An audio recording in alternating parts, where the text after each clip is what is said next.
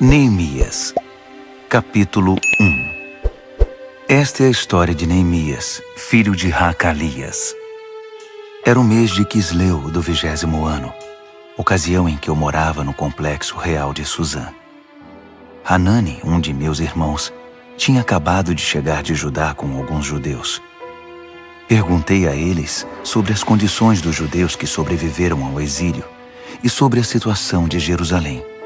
A resposta deles foi: a condição dos sobreviventes do exílio que ainda estão na província é péssima. Eles enfrentam muitas dificuldades. Os muros de Jerusalém continuam em ruínas e dos portões só restam as cinzas. Quando ouvi isso, sentei-me e chorei. Durante vários dias, a tristeza me dominou e fiquei sem comer nada, orando ao Deus dos céus. Eu disse: ó eterno Deus dos céus, Deus grande e tremendo, que és leal à tua aliança e fiel a todos os que te amam e obedecem aos teus mandamentos, olha para mim, ouve a minha oração. Presta atenção às súplicas que teu servo tem dirigido a ti dia e noite, intercedendo por teu povo Israel, confessando os pecados deles. Eu mesmo e meus antepassados estamos entre os que pecaram contra ti. Fizemos muito pouco caso de ti. Não obedecemos ao que nos ordenaste, ignoramos os teus mandamentos e desrespeitamos as determinações que deste ao teu servo Moisés. Lembra-te que alertaste teu servo Moisés, dizendo: se vocês me abandonarem, eu os espalharei aos 4 cantos da terra. Mas se voltarem para mim e fizerem o que eu disser, reunirei todos os que estiverem dispersos, onde quer que estejam, e os trarei de volta ao lugar em que estabeleci meu nome. Eles são teus servos, o povo que libertaste de maneira poderosa e impressionante. Ó Senhor, ouve a oração do teu servo e de todos os que honram o teu nome. Permite que o rei concorde com o pedido que farei hoje. Na época, eu era encarregado de servir a bebida do rei. Neemias, capítulo 2. No mês de Nisã, no 20º ano do rei Artaxerxes, na hora de servir o vinho, fui levar a bebida ao rei como de costume. Eu nunca tinha ficado constrangido na presença do rei. Por isso ele me perguntou: você parece abatido? Não está doente ou deprimido, está? A pergunta me deixou ainda mais perturbado. Respondi: viva o rei! Como eu não estaria abatido se a cidade na qual todos os meus familiares estão sepultados está em ruínas e só restam cinzas dos seus portões? O rei perguntou: o que você deseja? Orando ao Deus dos céus, fiz o meu pedido. Se o rei está contente comigo e acha que sou um bom funcionário, dá-me permissão para ir ajudar até a cidade na qual meus antepassados estão sepultados, para que eu possa reconstruí-la. O rei, com a rainha sentada ao seu lado, disse: quanto tempo você precisa para realizar esse trabalho e quando estará de volta? Eu disse a data e o rei concordou com a minha ida. Depois eu disse: se o rei concordar, escreva cartas aos governadores do território a oeste do Eufrates para que me deixem passar até chegar a Judá. Que o rei dê também ordens a Asaf, o encarregado dos bosques do rei, para me fornecer madeira para as vigas do complexo do templo, para os muros da cidade e para a casa em que vou me alojar. A mão generosa de Deus estava comigo, e o rei me concedeu as cartas. Quando me encontrei com os governadores do outro lado do rio Eufrates, mostrei a eles as cartas do rei. O rei providenciou até mesmo uma escolta de cavaleiros. Quando Sambalate, o Horonita, e Tobias, o oficial amonita, souberam disso, ficaram furiosos. Eles não se conformavam em ver alguém defender os interesses do povo de Israel. Foi assim que cheguei a Jerusalém. Depois de 3 dias, eu e alguns homens que estavam comigo nos levantamos no meio da noite. Eu não tinha contado a ninguém o que Deus havia posto no meu coração a respeito de Jerusalém. O único animal que tínhamos era aquele em que eu estava montado. Na escuridão da noite, passei pela porta do vale na direção da fonte do dragão até a porta do esterco, inspecionando os muros de Jerusalém que haviam sido derrubados e os portões que haviam sido queimados. Depois passei pela porta da fonte e subi em direção ao tanque do rei. Mas não havia como o jumento em que eu estava montado passar. Então subi pelo vale naquela escuridão, inspecionei o muro e voltei pela porta do vale. As autoridades locais não sabiam onde eu havia ido e o que estava fazendo. Eu não tinha dito aos judeus, aos sacerdotes, aos nobres, às autoridades locais, nem a qualquer outra pessoa que estaria trabalhando. Então apresentei a eles um relatório. Vamos ser francos. A situação está muito ruim. Jerusalém está em ruínas. Os portões estão todos queimados. Venham comigo. Vamos construir os muros de Jerusalém para que essa situação lamentável tenha um fim. Também contei a eles que Deus estava comigo e que o rei estava me apoiando. Eles responderam: estamos com você. Vamos começar. Logo estavam prontos para começar a obra. Quando Sambalate, o horonita, Tobias, o oficial amonita, e Gesem, o árabe, souberam disso, começaram a caçoar de nós. O que vocês estão fazendo? Pensam que podem passar por cima das ordens do rei? Respondi: o Deus dos céus nos dará sucesso. Somos servos dele e vamos reconstruir os muros. Vocês podem ficar fora disso. Não deem palpite. Jerusalém não é da conta de vocês. Neemias, capítulo 3. O sacerdote principal Eliasibe e seus colegas sacerdotes logo se prontificaram. Começaram a trabalhar na porta das ovelhas. Restauraram as portas e fixaram-nas nos batentes. Depois seguiram até a torre dos Sem e a torre de Hananeel. Os homens de Jericó trabalhavam com eles. Ao lado deles, Zacur, filho de Inri. A porta do peixe foi construída pelos irmãos Hassenaá. Eles a restauraram, a encaixaram nos batentes e instalaram as trancas e as travas de segurança. Meremote, filho de Urias, filho de Racós, trabalhou do lado dele. Ao seu lado, Mesulão, filho de Berequias, filho de Mesesabel. Depois, Zadok, filho de Baaná. Ao lado dele, os tecoitas, exceto os nobres que se recusavam a sujar as mãos. A porta de Gesana foi restaurada por Joiada, filho de Pazéia, e por Mesulão, filho de Besodias. Eles a restauraram, a encaixaram nos batentes e instalaram as trancas e as travas de segurança. O gibeonita Melatias, o meronotita Jadom e os homens de Gibeon e de Mispá, lugares que estavam sob a jurisdição do governador da província além do Eufrates, trabalharam com eles. Uziel, filho de Haraías, um dos ferreiros, trabalhou do lado deles, e ao seu lado Hananias, um perfumista. Eles reconstruíram os muros de Jerusalém até o muro largo. O trecho seguinte foi construído por Refaías, filho de Hur, governador da metade de Jerusalém. Ao lado dele, Gedaías, filho de Harumaf, reconstruiu a frente de sua casa. Atus, filho de Hasabneias, trabalhou do lado dele. Malquias, filho de Harim, e Hassub, filho de Paate-Moabe, reconstruíram outro trecho, que incluía a Torre dos Fornos. Ao lado deles, Salum, filho de Haloés, governador da outra metade de Jerusalém, trabalhou com suas filhas. A porta do vale foi reconstruída por Hanum e pelos moradores de Zanoa. Eles a restauraram, a puseram nos batentes e instalaram as trancas e as travas de segurança. Reconstruíram também 450 metros do muro até a porta do esterco. A porta do esterco foi reconstruída por Malquias, filho de Recabe, governador do distrito de Bet-Haquerem. Ele a restaurou, a pôs nos batentes e instalou as trancas e as travas de segurança. A porta da fonte foi reconstruída por Salum, filho de Col-Rosé, governador do distrito de Mispá. Ele a restaurou, a cobriu, a pôs nos batentes e instalou as trancas e as travas de segurança.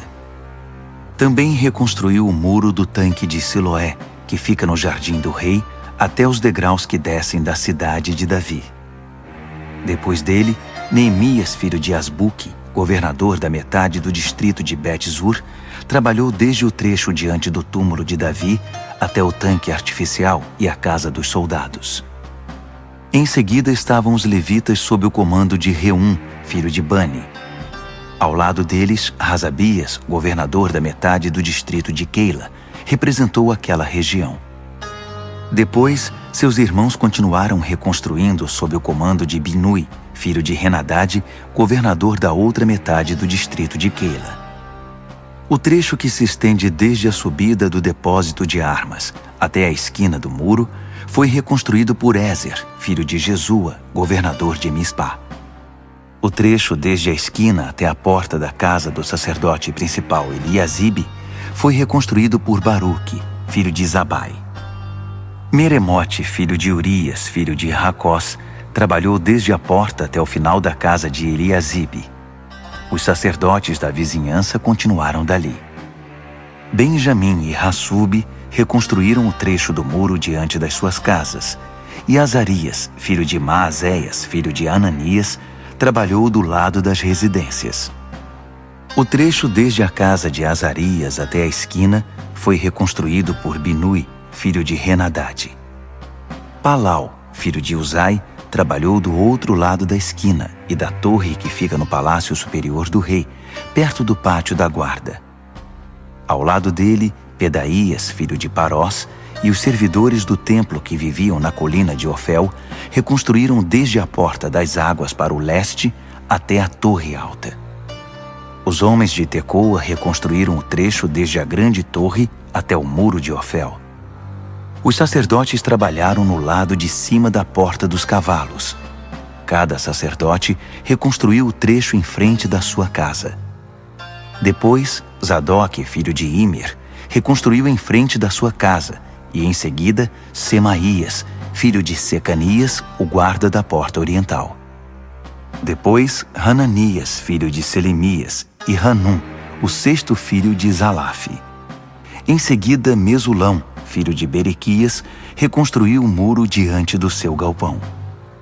O ferreiro Malquias reconstruiu o muro até o alojamento dos servidores do templo e dos comerciantes, desde a altura da porta da inspeção até a guarita da esquina. Os ferreiros e os comerciantes reconstruíram o trecho que fica entre a guarita da esquina e a porta das ovelhas. Neemias, capítulo 4. Quando Sambalate soube que estávamos reconstruindo o muro, ficou furioso e começou a difamar os judeus. Na companhia de seus comparsas e do exército de Samaria, esbravejou. O que esses pobres judeus estão fazendo?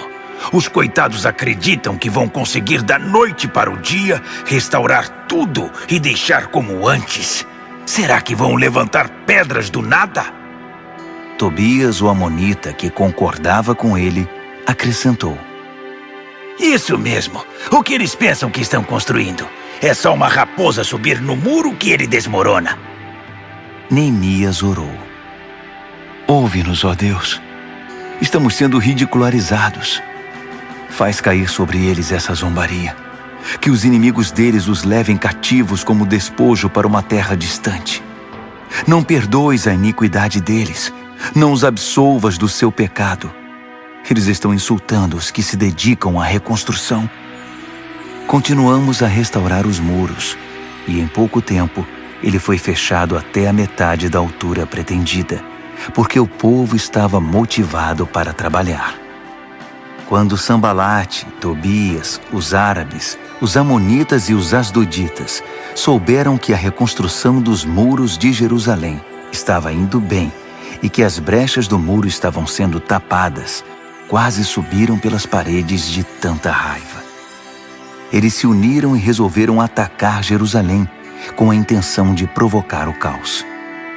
Mas nós reagimos, orando ao nosso Deus e pondo guardas dia e noite para vigiá-los.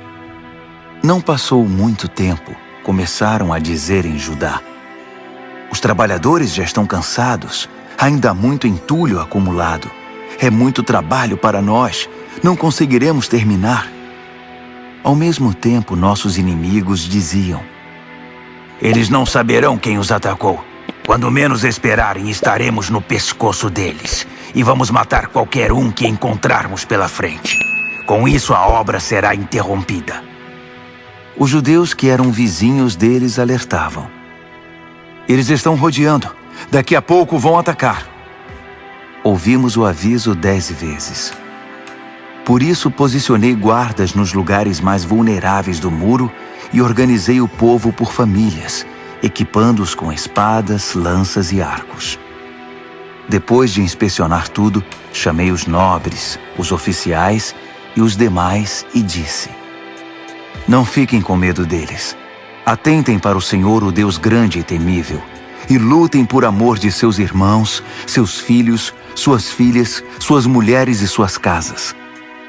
Nossos inimigos descobriram que sabíamos de todos os seus planos e que Deus havia frustrado sua estratégia. Então voltamos ao trabalho no muro. A partir desse momento, metade dos jovens trabalhava, enquanto a outra metade fazia segurança com lanças, escudos, arcos e armaduras. Os oficiais militares garantiam em Judá a proteção de todos os que se dedicavam à reconstrução do muro. Os construtores trabalhavam com uma ferramenta numa mão e seguravam uma lança com a outra. Cada um dos construtores trabalhava com uma espada na cintura. Ao meu lado ficava um moço que, se fosse preciso, tocaria a trombeta para fazer soar o alerta. Um dia falei aos nobres, aos oficiais e aos demais: há muito trabalho ainda, e estamos muito espalhados ao longo do muro, distantes uns dos outros. Quando ouvirem o som da trombeta, juntem-se a nós. O nosso Deus lutará por nós. Assim continuamos trabalhando, desde o nascer do sol até o anoitecer, a metade de nós armada. Também instruí o povo: cada pessoa e seu ajudante devem permanecer dentro da cidade. Durante a noite, servirão de guarda, e de dia, trabalharão na construção. Dormíamos todos vestidos, eu, meus irmãos, meus trabalhadores e os guardas que nos protegiam. Ninguém largava sua lança, nem para beber água. Neemias, capítulo 5. O povo iniciou um grande protesto, do qual até as mulheres participaram, contra seus companheiros judeus. Alguns diziam: temos famílias grandes. Se não tivermos comida, vamos morrer. Outros diziam: tivemos que hipotecar nossos campos, nossas vinhas e nossas casas apenas para comprar trigo, para não morrer de fome. Outros ainda diziam: precisamos pedir dinheiro emprestado até para pagar o imposto real sobre nossos campos e vinhas. Vejam, somos do mesmo sangue que nossos irmãos. Nossos filhos são tão bons quanto os deles, mas estamos a ponto de vendê-los como escravos. Algumas das nossas filhas já foram vendidas. E não podemos fazer nada, porque nossos campos e vinhas já pertencem a outros. Quando soube do protesto e das reclamações, fiquei muito aborrecido. Depois de analisar a questão, censurei os nobres e os oficiais. Vocês estão se aproveitando de seus irmãos. Em seguida, convoquei uma reunião de emergência para tratar do assunto e disse à Assembleia: fizemos tudo o que podíamos para resgatar nossos compatriotas judeus que foram vendidos como escravos a estrangeiros. Agora vocês estão vendendo esses mesmos compatriotas de volta à escravidão. Isso significa que teremos de comprá-los outra vez? Eles não disseram nada, mas também o que poderiam dizer? O que vocês estão fazendo está errado. Onde está o temor de Deus? Vocês não se importam com o que as nações ao redor, os nossos inimigos, vão pensar de vocês? Eu, meus irmãos e as pessoas que estão trabalhando comigo, também emprestamos dinheiro para eles. Mas é preciso parar com a cobrança de juros. Devolvam a eles os campos, as vinhas, os olivais e as casas. Perdoem todas as dívidas e não cobrem o trigo, o vinho nem o azeite. Eles responderam: está bem, vamos devolver. Não faremos mais exigências. Faremos tudo o que você nos disser. Logo depois reuni os sacerdotes e obriguei os nobres e os oficiais a cumprir a palavra dada. Eu mesmo tirei tudo o que tinha no bolso, sacudi na frente deles e disse: que Deus esvazie o bolso e a casa daquele que não cumprir a promessa. Que seja sacudido e esvaziado. Todos concordaram e disseram: vamos fazer assim. E louvaram a Deus. O povo cumpriu mesmo a sua palavra. Desde que o rei Artaxerxes me nomeou governador da terra de Judá, do 20º ano ao 32º ano do reinado de Artaxerxes, nem eu, nem meus irmãos nos beneficiamos da comida destinada ao governador.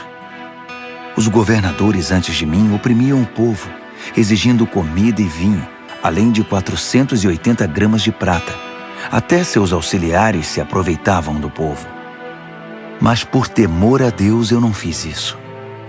Eu tinha um trabalho a fazer, construir o muro, e me dediquei a ele. Todos os meus homens estavam envolvidos no trabalho.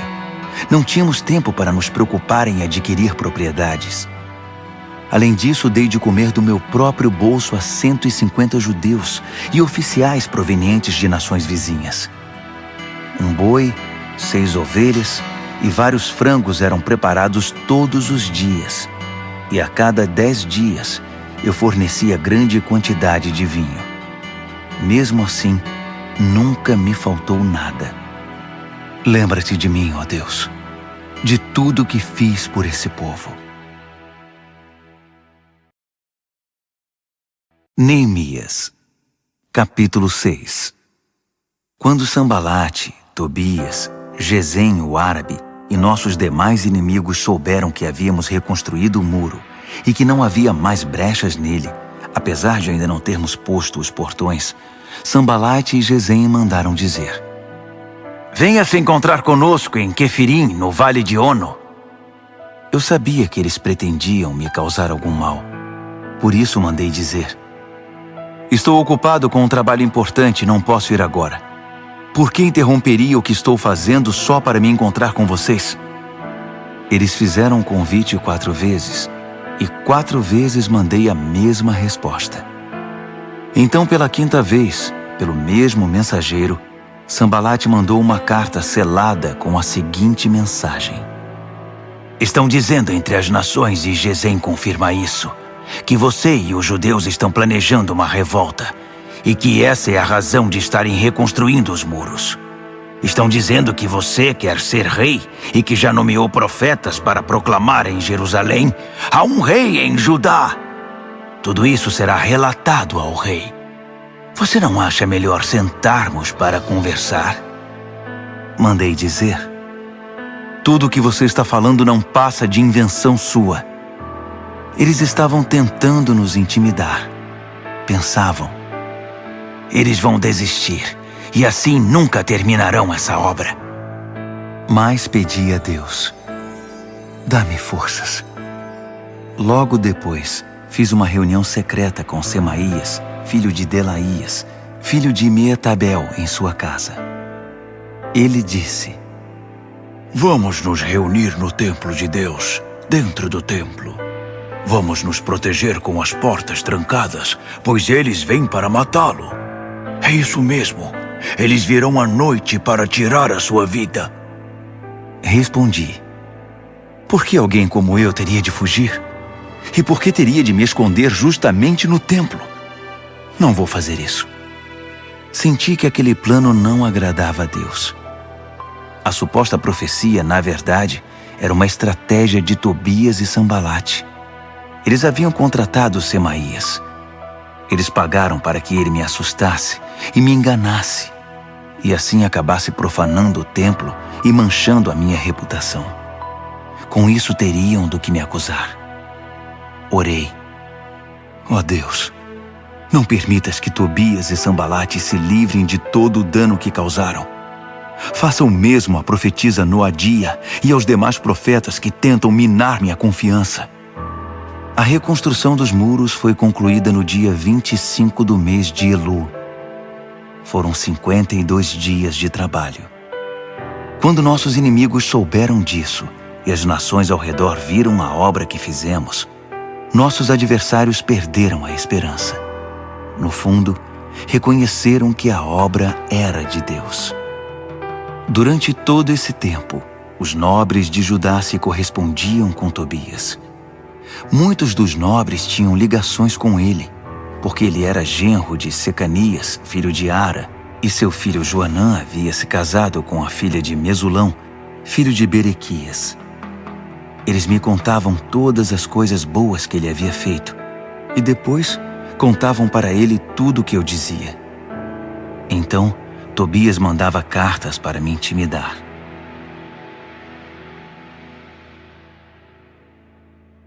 Neemias, capítulo 7. Depois que os muros foram reconstruídos, os portões assentados e os guardas, os cantores e os levitas designados, nomeei meu irmão Hanani e com ele Ananias, comandante da fortaleza, para administrar Jerusalém. Ananias era honesto e temia a Deus mais que qualquer outra pessoa. Dei a seguinte ordem: não abram os portões de Jerusalém antes do nascer do sol, e tranquem os portões com as barras de segurança antes de os guardas se retirarem. Escolham guardas entre os cidadãos de Jerusalém e encarregue-nos da segurança no trecho que fica diante da casa deles. A cidade era grande e espaçosa, mas a população era ainda pouco numerosa e muitas casas continuavam em ruínas. Deus pôs em meu coração reunir os nobres, os oficiais e toda a população para que todos fossem registrados. Encontrei os registros genealógicos dos que retornaram do exílio com o primeiro grupo. Estes são os nomes que constavam deles. Estes são os habitantes da província que retornaram do cativeiro, os quais Nabucodonosor, rei da Babilônia, tinha levado cativos. Eles voltaram para Jerusalém e Judá, cada um para sua cidade de origem. Voltaram com Zorobabel, Jesua, Neemias, Azarias, Raamias, Naamani, Mardoqueu, Bilzã, Misperete, Bigvai, Neum e Baaná. O número dos homens do povo de Israel por famílias de origem: Parós, 2.172. Cefatias, 372. Ara, 652. Paate-Moabe, descendentes de Jesua e Joabe, 2.818. Elão, 1.254. Zatu, 845. Zacai, 760. Binui, 648. Bebai, 628. Asgade, 2.322. Adonicão, 667. Bigvai, 2.067. Adim, 655. Ater, descendentes de Ezequias, 98. Rassum, 328. Bezai, 324. Harife, 112. Gibeon, 95. Os israelitas identificados por lugar de origem: Belém e Netofate, 188. Anatote, 128. Bet-Asmavete, 42. Criate Jearim, Sefira e Beerote, 743. Ramá e Geba, 621. Micmas, 122. Betel e Ai, 123. O outro Nebo, 52. O outro Elão, 1.254. Harim, 320. Jericó, 345. Lode, Hadide e Ono, 721. Senaá, 3.930. Das famílias dos sacerdotes: Gedaías, descendentes de Jesua, 973. Imer, 1052. Pazur, 1247. Harim, 1017. As famílias dos levitas: Jesua, descendentes de Cadmiel e de Rodeva, 74. Os cantores, os descendentes de Asaf, 148. As famílias dos guardas: Salum, Ater, Talmon, Acube, Atita e Sobai, 138. As famílias dos servidores do templo: Zia, Razufa, Tabaote, Queros, Sia, Padom, Lebana, Hagaba, Salmai, Hanã, Gidel, Gaar, Reaías, Rezim, Necoda, Gazão, Uzá, Pazéia, Bezai, Meunim, Nefuzim, Baquebuque, Racufa, Harur, Baslite, Meida, Harsa, Barcos, Císera, Tamá, Neesias e Ratifa. As famílias dos servidores de Salomão: Sotai, Soferete, Perida, Jaala, Darcom, Gidel, Cefatias, Ratil, Poquerete, Razebaim e Amon. Os servidores do templo e os servos de Salomão, 392. Estes são os que vieram de Tel-Melá, Tel-Harza, Querube, Amon e Imer. Eles não conseguiram provar que eram israelitas.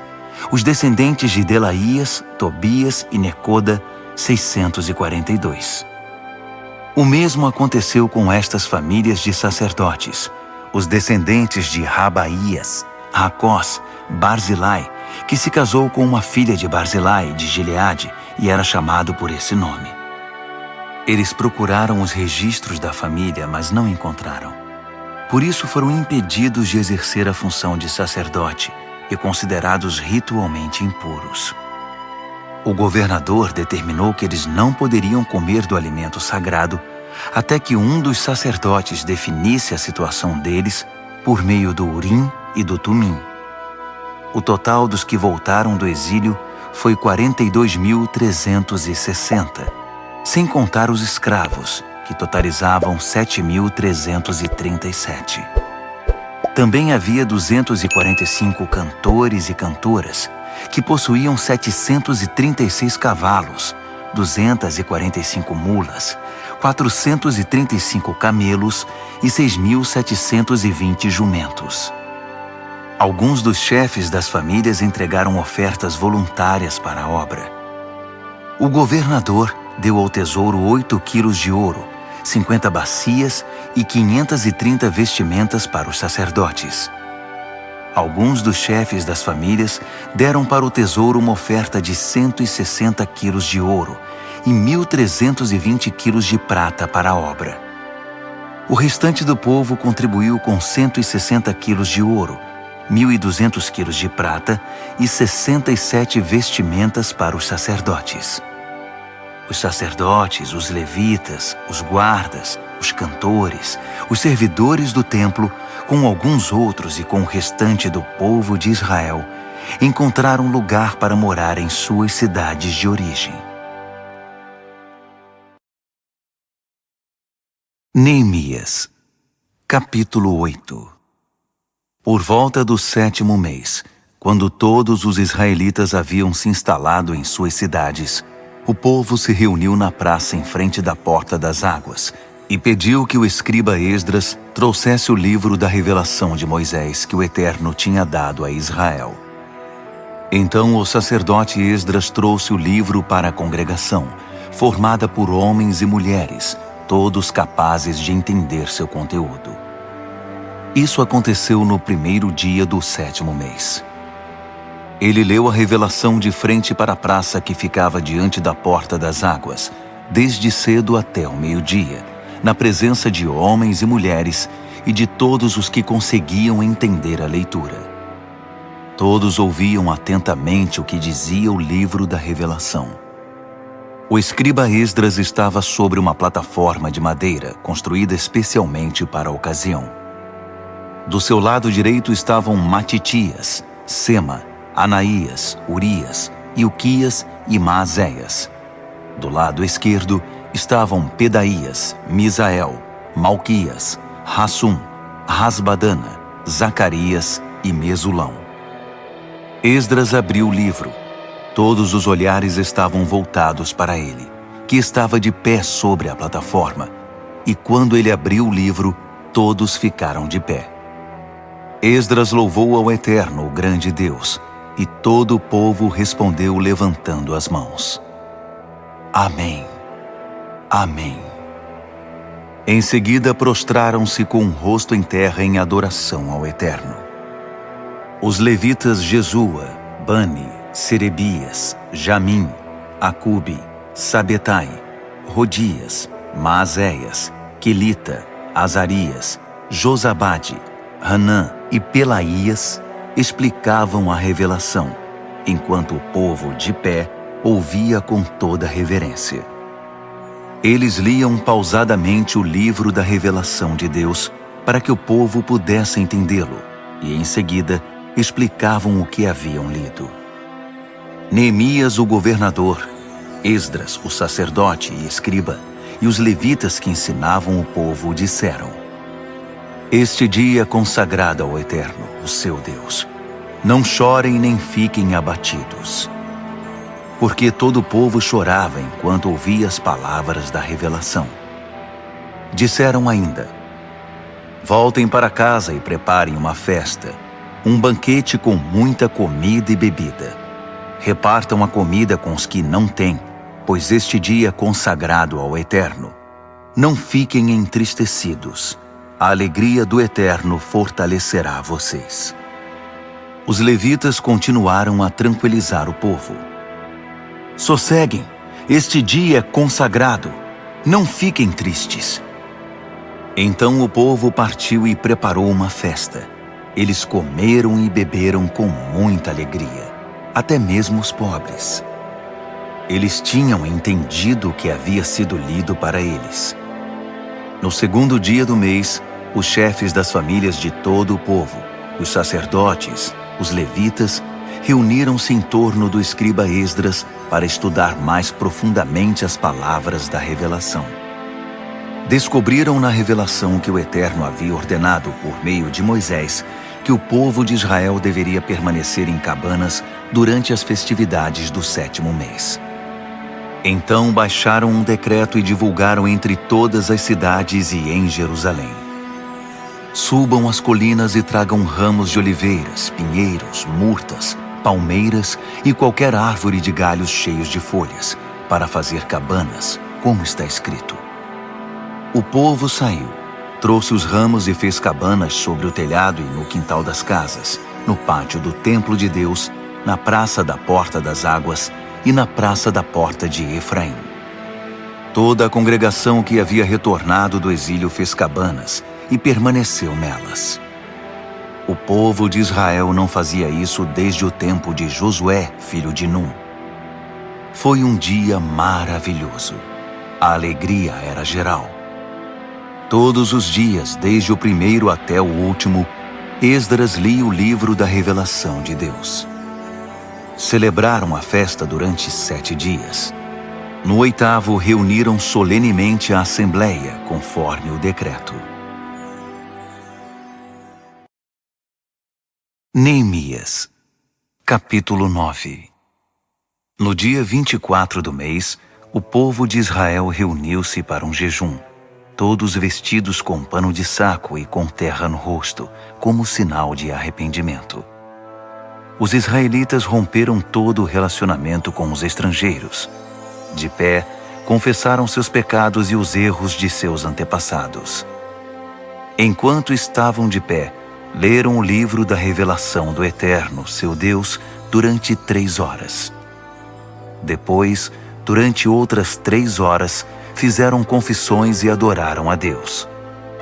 Um grupo de levitas, formado por Jesua, Bani, Cadmiel, Sebanias, Buni, Serebias, Bani, E Kenani pôs-se de pé na plataforma e orou em voz alta ao Eterno, seu Deus. Os levitas Jesua, Cadmiel, Bani, Hasabneias, Serebias, Odias, Sebanias e Petaías convidaram o povo. Levantem-se, louvem ao Eterno, seu Deus, para sempre. Bendito seja o teu glorioso nome, superando toda a bênção e todo louvor. Tu és o único, ó Eterno, somente Tu. Fizeste os céus dos céus e todos os seres celestiais, a terra e tudo que nela há, os oceanos e tudo que neles existe. E preservas a vida de todos, os seres celestiais te adoram. Tu és, ó Eterno, Deus que escolheu a Abrão, que o tirou de Ur dos Caldeus e trocou seu nome para Abraão. Achaste nele sinceridade e lealdade e fizeste uma aliança com ele. Também a promessa de dar a ele a terra dos cananeus, dos hititas, dos amorreus, dos ferezeus, dos jebuseus e dos girgazeus, de entregá-la aos seus descendentes. E cumpriste a tua promessa, pois és justo. Tu atentaste para as angústias dos nossos antepassados no Egito. Ouviste o clamor deles diante do Mar Vermelho. Surpreendeste o faraó, seus oficiais e todo o povo daquela terra com milagres e maravilhas. Sabias da arrogante provocação dos egípcios contra o teu povo e engrandeceste o teu nome, que continua assim até hoje. Abriste o mar diante deles, e eles o atravessaram sem molhar os pés. Destruíste os perseguidores que morreram no fundo do mar. Eles afundaram como uma pedra jogada no mar turbulento. Durante o dia, tu os guiaste com uma coluna de nuvem e durante a noite, com uma coluna de fogo, para mostrar o caminho que deveriam seguir. Desceste sobre o monte Sinai. Dos céus, falaste com eles. Deste a eles instruções sobre como viver, ensinamentos verdadeiros, regras e mandamentos justos. Ensinaste o teu povo a guardar os teus sábados santos. Por meio do teu servo Moisés, deste a eles mandamentos, regras e instruções. Mandaste pão do céu quando eles estavam com fome. Fizeste sair água das rochas para saciar a sede deles. E os mandaste entrar e possuir a terra que tinhas prometido a eles. Mas nossos antepassados foram arrogantes. Por teimosia, não obedeceram aos teus mandamentos. Fizeram-se de surdos, recusaram-se a lembrar os milagres que fizeste diante deles. Tornaram-se obstinados e cismaram em voltar para a escravidão do Egito. Mas tu, sendo Deus perdoador, misericordioso e compassivo, de paciência inacreditável e cheio de amor, não os desamparaste.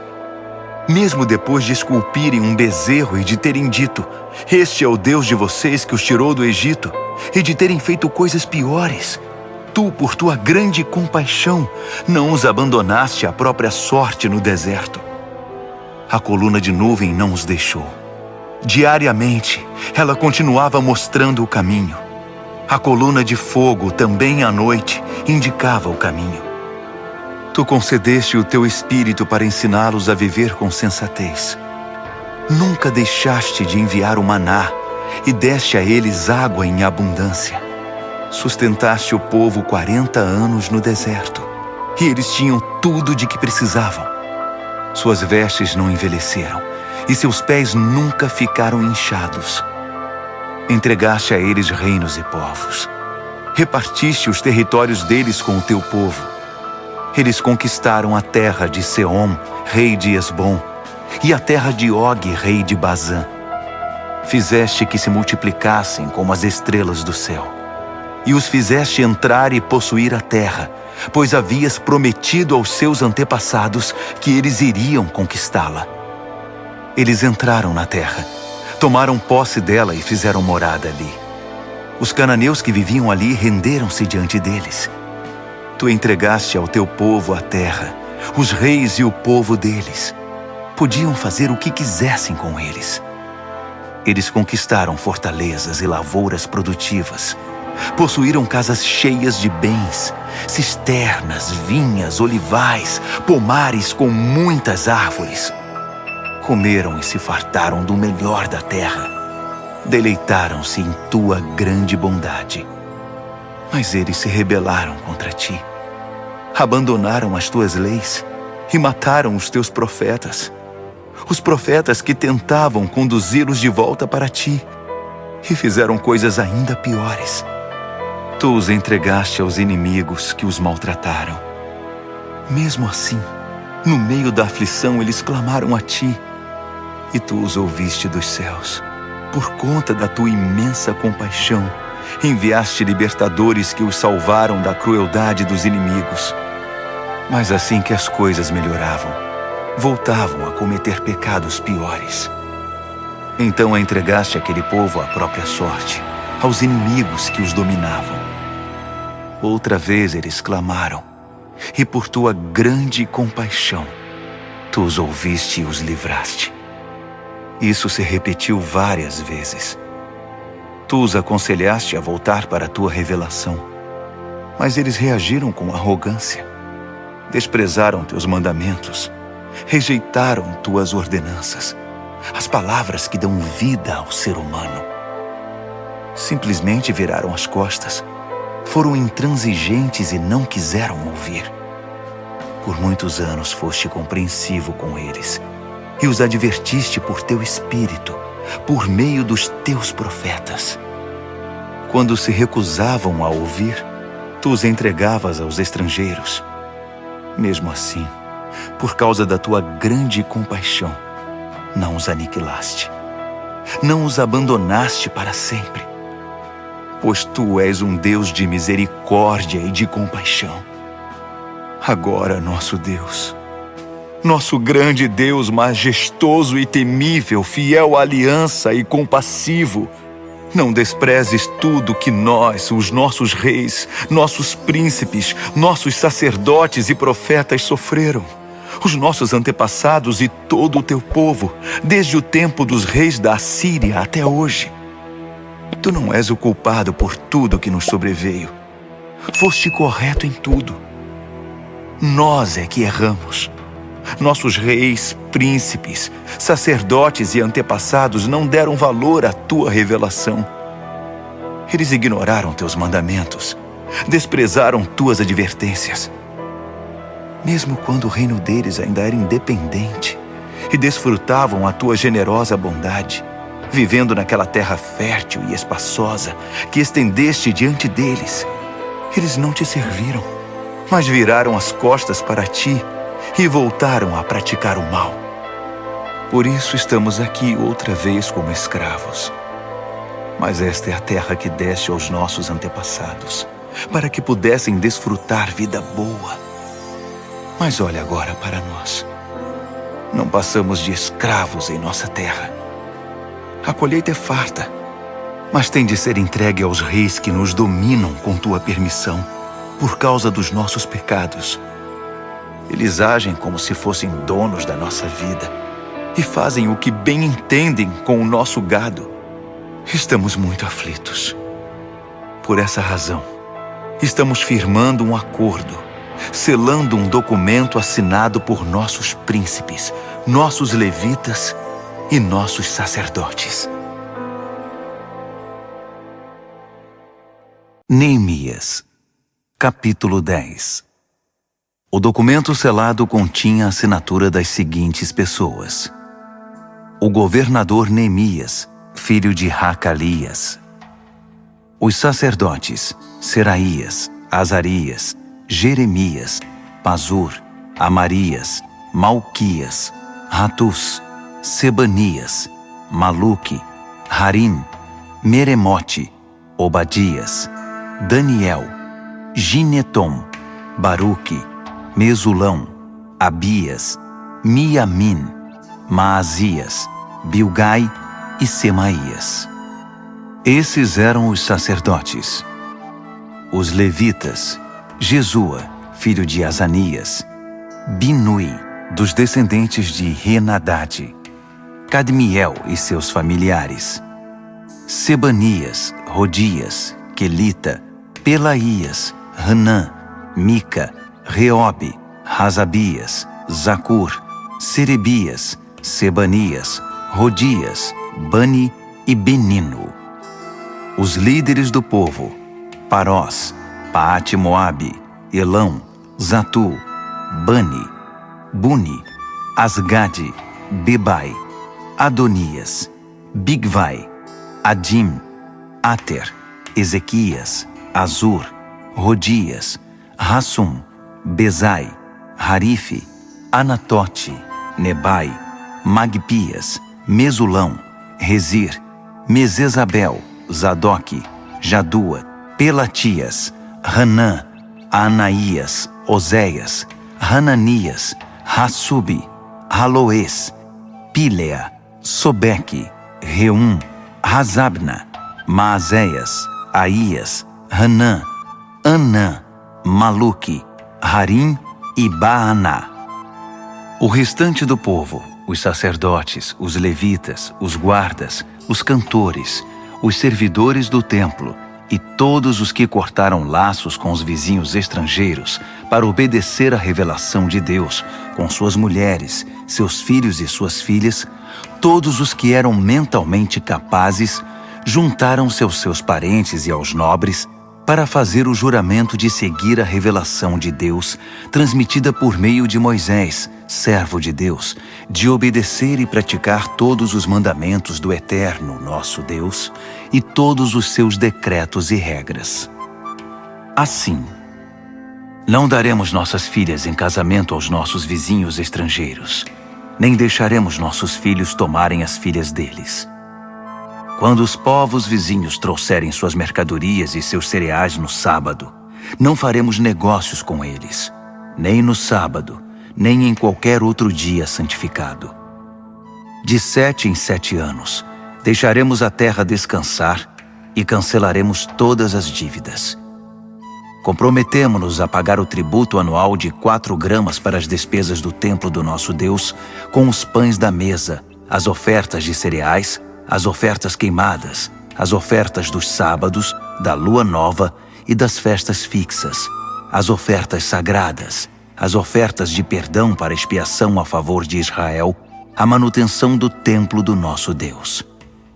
Nós, os sacerdotes, os levitas e todo o povo, escolhemos por sorteio as famílias que trarão a lenha para o fogo do altar do nosso Deus, de acordo com o programa anual estabelecido na revelação. Comprometemo-nos a entregar anualmente ao templo do Eterno os primeiros frutos da nossa lavoura e dos nossos pomares, o primeiro filho e o primeiro animal, e a primeira cria do nosso gado e das nossas ovelhas, aos sacerdotes que servem no templo do nosso Deus, como prescreve a revelação. Traremos o melhor dos nossos cereais, das nossas contribuições do fruto de toda a árvore, do vinho e do azeite para os sacerdotes, para os depósitos do templo do nosso Deus. Traremos os dízimos das nossas lavouras para os levitas, uma vez que os levitas foram designados para arrecadar os dízimos nas cidades em que trabalhamos. Um sacerdote descendente de Arão supervisionará os levitas na arrecadação dos dízimos para garantir que 1/10 do que for arrecadado seja entregue ao tesouro do templo do nosso Deus. Faremos que o povo de Israel e os levitas entreguem os cereais, o vinho e o azeite para os depósitos em que também são guardados os utensílios do santuário e nos quais os sacerdotes, os guardas e os músicos que ministram se reúnem. Não negligenciaremos o templo do nosso Deus. Neemias, capítulo 11. Os líderes do povo já estavam morando em Jerusalém. Por isso, o restante do povo escolheu, por sorteio, uma de cada 10 pessoas para morar em Jerusalém, a cidade santa, enquanto os outros 9 permaneciam em suas cidades. O povo também aprovou todos os que se ofereceram voluntariamente para morar em Jerusalém. Estes foram os líderes das províncias que se mudaram para Jerusalém: Alguns israelitas, sacerdotes, levitas, servidores do templo e descendentes dos oficiais de Salomão moravam em suas propriedades, que estavam espalhadas entre as várias cidades de Judá. Outros de Judá e Benjamim moravam em Jerusalém. Entre os descendentes de Judá, Ataías, filho de Uzias, filho de Zacarias, filho de Amarias, filho de Cefatias, filho de Maalaleel, descendente de Pérez. Maazéias, filho de Baruque, filho de Col-Rosé, filho de Razaías, filho de Adaías, filho de Joiaribe, filho de Zacarias, descendente de Selá. Os descendentes de Pérez, que moravam em Jerusalém, totalizavam 468 homens valentes. Entre os descendentes de Benjamim, Salu, filho de Mesulão, filho de Joede, filho de Pedaías, filho de Colaías, filho de Maazéias, filho de Itiel, filho de Jesaías, e seus irmãos Gabai e Salai. Ao todo, 928 homens. Joel, filho de Zicre, era chefe deles, e Judá, filho de Rassenua, era o segundo no comando sobre a cidade. Dos sacerdotes, Gedaías, filho de Joiaribe, e Jaquim. Seraías, filho de Ilquias, filho de Mesulão, filho de Zadoque, filho de Meraiote, filho de Aitube, que era o administrador do templo de Deus, e seus companheiros que faziam o trabalho do templo. Ao todo eram 822 homens. Além desses, Adaías, filho de Jeroão, filho de Pelaías, filho de Anze, filho de Zacarias, filho de Pazur, filho de Malquias, e seus companheiros, que eram chefes de famílias, totalizavam 242 homens. Amassai, filho de Azarreel, filho de Azai, filho de Mesilemote, filho de Imer, e seus companheiros, todos homens valentes, eram 128 homens. O chefe deles era Zabdiel, filho de Gedolim. Dos levitas, Semaías, filho de Hassubi, filho de Azricão, filho de Razabias, filho de Buni, Sabetai e Josabade, 2 líderes dos levitas encarregados do trabalho externo do templo de Deus. Matanias, filho de Mica, filho de Zabde, filho de Asaf, o dirigente que conduzia as ações de graças e as orações. Baquebuquias, o segundo entre seus companheiros. Abda, filho de Samua, filho de Galau, filho de Gedutum. Os levitas da cidade santa totalizavam 284 homens. Dos guardas, Acube, Talmon e seus companheiros que vigiavam os portões, um total de 172 homens. O restante dos israelitas, sacerdotes e levitas, estavam espalhados por todas as cidades de Judá, cada um na propriedade de sua família. Os servidores do templo moravam na colina de Ofel. Zia e Gispa eram os líderes deles. O chefe dos levitas em Jerusalém era Uzi, filho de Bani, filho de Razabias, filho de Matanias, filho de Mica.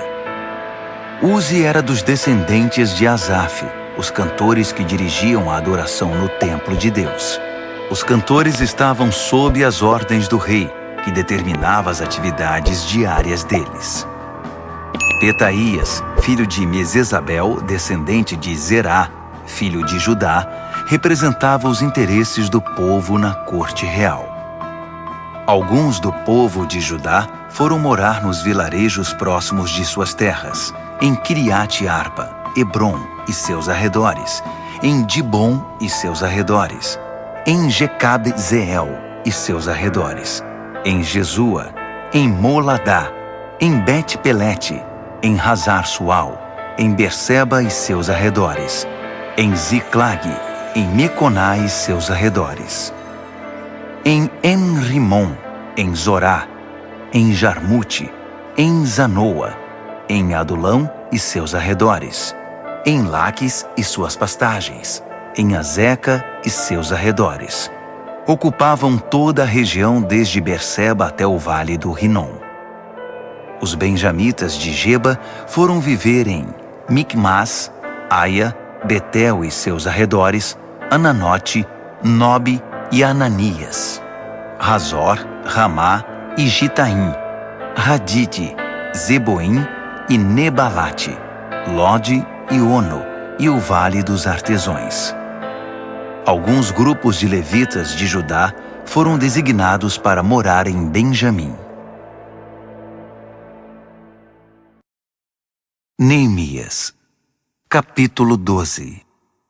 Estes são os sacerdotes e os levitas que vieram com Zorobabel, filho de Sealtiel, e Jesua: Seraías, Jeremias, Esdras, Amarias, Maluque, Ratus, Secanias, Reum, Meremote, Ido, Ginetom, Abias, Miamim, Maadias, Bilga, Semaías, Joiaribe, Gedaías, Salu, Amoque, Ilquias e Gedaías.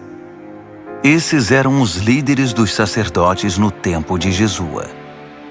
Os levitas: Jesua, Binui, Cadmiel, Serebias e Judá. Matanias e seus irmãos eram encarregados dos cânticos de louvor, e seus irmãos Baquebuquias e Uni ficavam de frente para eles durante a adoração. Jesua foi pai de Joiaquim. Joiaquim foi pai de Eliasibe. Eliasibe foi pai de Joiada. Joiada foi pai de Jonatas. E Jonatas foi pai de Jadua. Nos dias de Joiaquim, estes foram os chefes das famílias dos sacerdotes. Da família de Seraías, Meraías. De Jeremias, Ananias. De Esdras, Mesulão. De Amarias, Joanã. De Maluque, Jonatas. De Secanias, José. De Harim, Adna. De Meremote, Reucai. De Ido, Zacarias. De Ginetom, Mesulão. De Abias, Zicre. De Miniamim e Maadias, Piltai. De Bilga, Samua. De Semaías, Jonatas. De Joiaribe, Matenai. De Gedaías, Uzi. De Salai, Calai. De Amoque, Heber. De Ilquias, Razabias. De Gedaías, Natanael. Nos dias de Eliasibe, Joiada, Joanã e Jadua, os levitas foram registrados como chefes de famílias. Durante o reinado de Dario, rei da Pérsia, foram registrados os sacerdotes. Os levitas que eram chefes de famílias foram registrados no livro das crônicas até os dias de Joanã, filho de Eliasibe.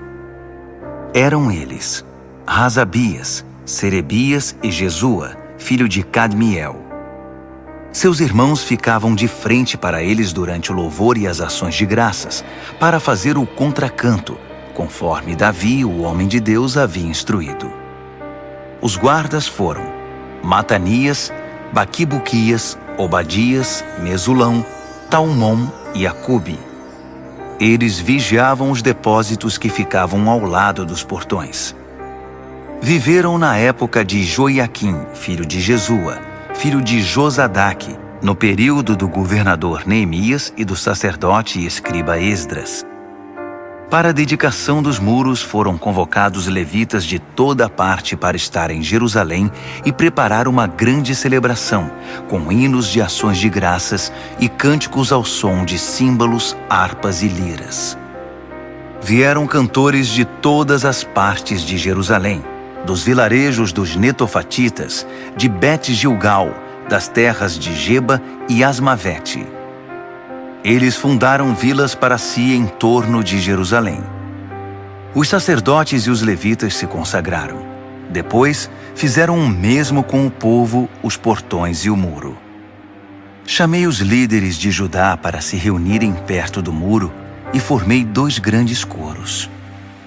Um deles seguiu para a direita, na direção da porta do esterco, acompanhado por Rosaías e metade dos líderes de Judá, entre eles Azarias, Esdras, Mesulão, Judá, Benjamim, Semaías e Jeremias. Alguns dos jovens sacerdotes portavam trombetas. Depois, tocando os instrumentos musicais de Davi, o homem de Deus, vinham Zacarias, filho de Jonatas, filho de Semaías, filho de Matanias, filho de Micaías, filho de Zacur, filho de Asaf e seus irmãos Semaías, Azarreel, Milalai, Gilalai, Maai, Natanael, Judá e Hanani. O escriba Esdras os liderava. Da porta da fonte, subiram direto pelos degraus da cidade de Davi, pela escada que fica ao longo do muro, acima do palácio de Davi, voltando para a porta da fonte a leste. O outro grupo seguiu para a esquerda. Eu e metade do povo seguimos pelo muro, desde a Torre dos Fornos até a parte larga do muro, acima da porta de Efraim, a porta de Gesana, a porta do Peixe, a torre de Hananeel e a torre dos 100, até a porta das ovelhas. Paramos na porta da guarda. Depois, os 2 coros ocuparam seus lugares no templo de Deus. Acompanhei a metade dos oficiais e os sacerdotes Eliaquim, Maazéias, Miniamim, Micaías, Elioenai, Zacarias e Hananias, que estavam com suas trombetas. Também estavam lá Maazéias, Semaías, Eleazar, Uzi, Joanã, Malquias, Elão e Ézer. Os cantores eram conduzidos por Jezraías. Naquele dia ofereceram muitos sacrifícios numa grande celebração, pois Deus os havia enchido de alegria. As mulheres e as crianças levantaram a voz com todo o povo. O júbilo de Jerusalém foi ouvido de muito longe. Naquele mesmo dia, foram escolhidos os encarregados dos depósitos das ofertas, dos primeiros frutos e dos dízimos. Eles tinham a responsabilidade de garantir que a porção dos sacerdotes e dos levitas, ordenada pela revelação, fosse trazida das terras pertencentes às cidades. O povo de Judá respeitava muito o trabalho dos sacerdotes e dos levitas. O povo, os cantores e os guardas fizeram tudo como mandava a cartilha. Conduziram a adoração a Deus e o ritual da purificação, de maneira tal que teria enchido os olhos de Davi e Salomão. Era assim que se fazia antigamente, nos dias de Davi e de Asaf, quando havia dirigentes de coros para conduzir o povo nos cânticos de louvor e ações de graças a Deus. Na época de Zorobabel e Neemias, todo Israel contribuía com quantias diárias para os cantores e os guardas. Também separavam o que era destinado aos levitas e os levitas faziam o mesmo para os descendentes de Arão. Neemias, capítulo 13.